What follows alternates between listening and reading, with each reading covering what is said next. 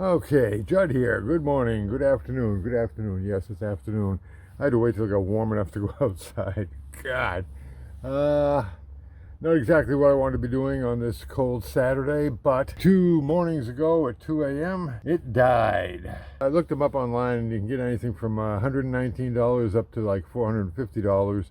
But of course, the only ones in stock were $250 plus. They don't have the cheap ones in stock. And I can't wait 10 days for the damn thing to get here. Can't go without water for 10 days. I mean, for immediate use, I've got the pool. I got a nice reservoir in the pool, so I've been using that in the toilet. But, can't do dishes. Well, I could do dishes, but in cold water and whatever.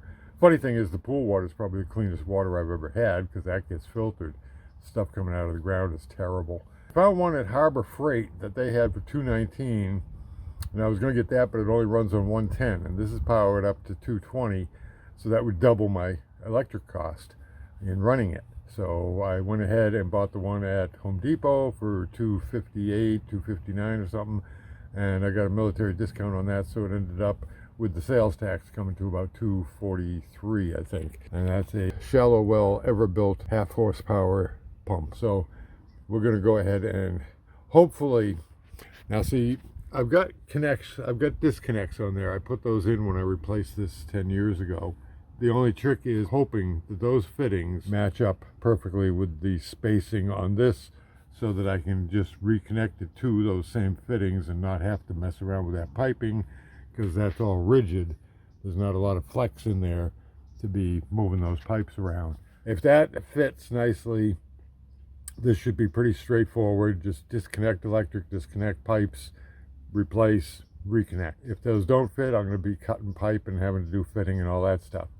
And also the trick is making sure that that fitting there is good and tight when it's aimed in that exact direction, because threads are always a little different.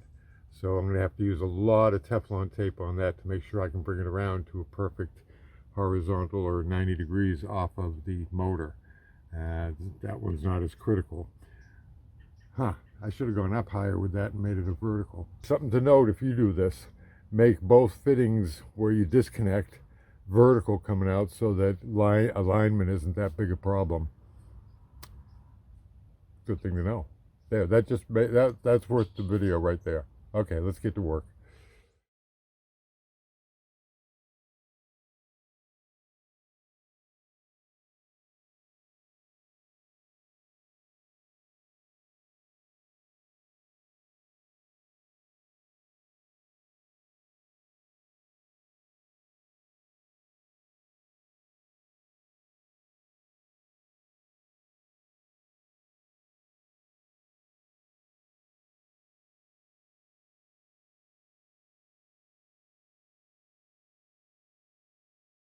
Okay, I'm going to take these over to the pool and wash those threads off with a brush.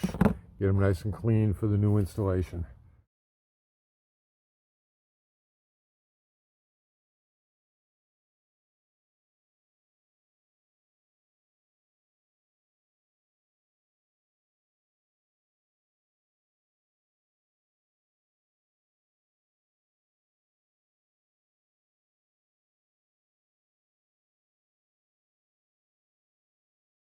Okay, they have no separate fill for this. My old one had a separate fill to prime it. So I've got to connect this up, then prime this, and then put this fitting in, which is, that's pretty, not very thoughtful.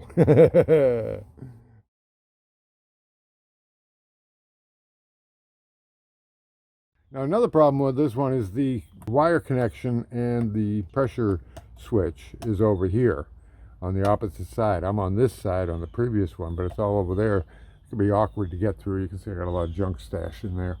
So that's going to be a little tricky to get to. I'm going to fill it with water now.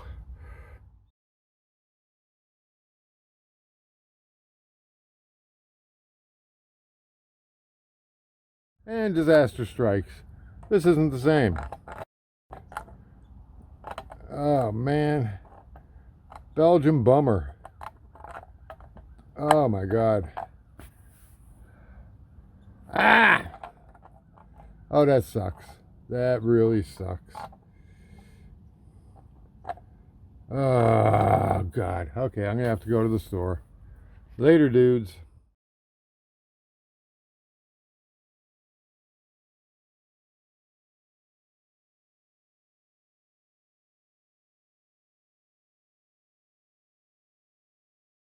Okay, back from the store with $18 worth of parts and some chicken wings because it's NFL tomorrow. I don't even know who's playing, but there's that new guy in San Francisco. I'm hoping he does well. That's pretty cool. So back to this thing, see if I can make this work. Okay, they lied to me. In the instructions it says 1.25 inch outlet, 1.25 inch everything. It's wrong, it's 1 inch. Okay, so there we go. I bought both just in case. But you can see the 1.25 inch is way too big.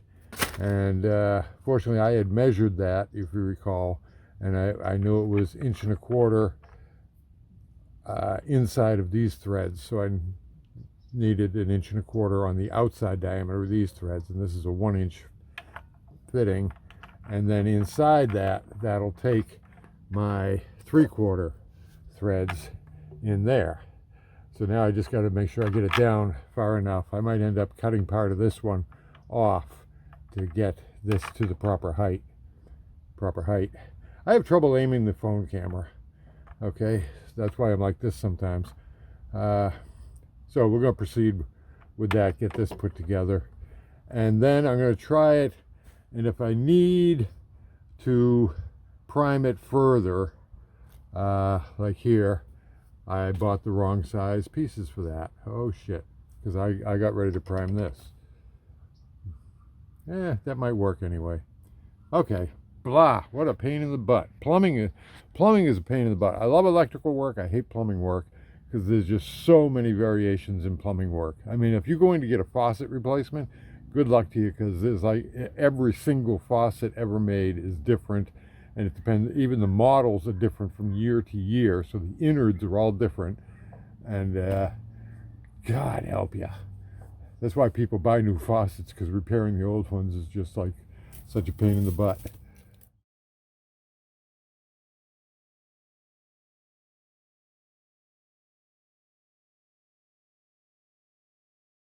Okay, I got alignment problems, and I can't really cut this down because the threads widen out as they go high, so it's only going to go so deep anyway. Even if I cut this bottom off, it ain't going to go any deeper. So now I'm looking at, I got to lift this pipe a little bit, and you can see it's pivoting there, and it doesn't really want to, but if I lift it down here, because you see this is slanting down a bit, if I lift that up there, I might be able to pull this off. That would raise this whole segment of pipe. So I'm going to give that a shot.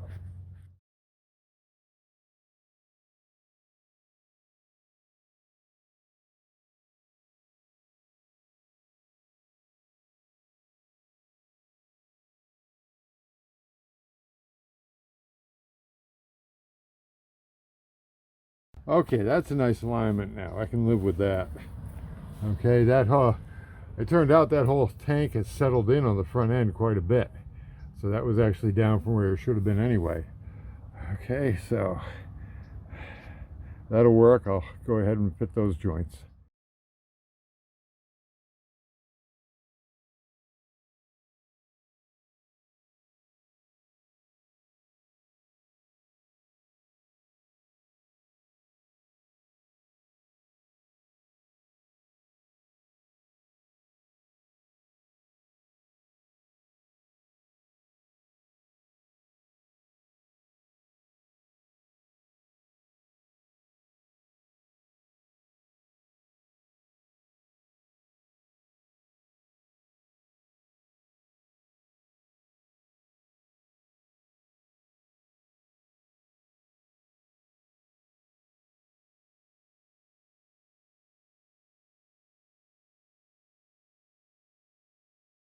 Okay, I can't film while I'm doing the work, but I'll give you a close-up of the pressure switch. So I've got to get my line into that and then make my connections. And it goes to here and here. And then this should be operational.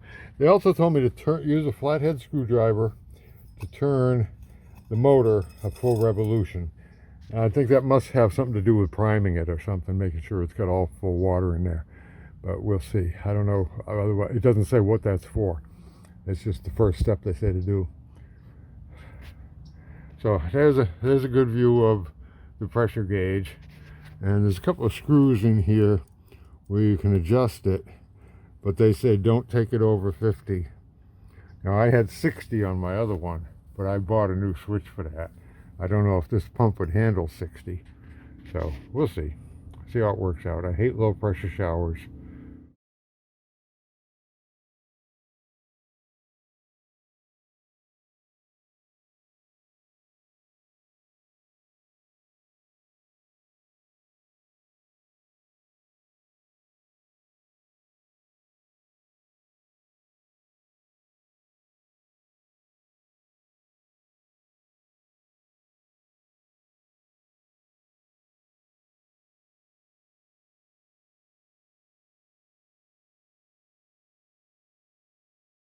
Okay, so there we go. It's all wired up, closed up, ready to go. I've got it primed. I have not primed back all the way to the wellhead, which they actually call for, but you shouldn't have to do that. No other pump wants you to do that. Hopefully they're just covering their butts. So anyways, if I power this up right now, it should start pumping water. So here we go, once I climb out of here. Okay. This is an ancient board too, so it's pretty ugly in there, but here we go. Hard to throw. Okay, and not going on. Ha!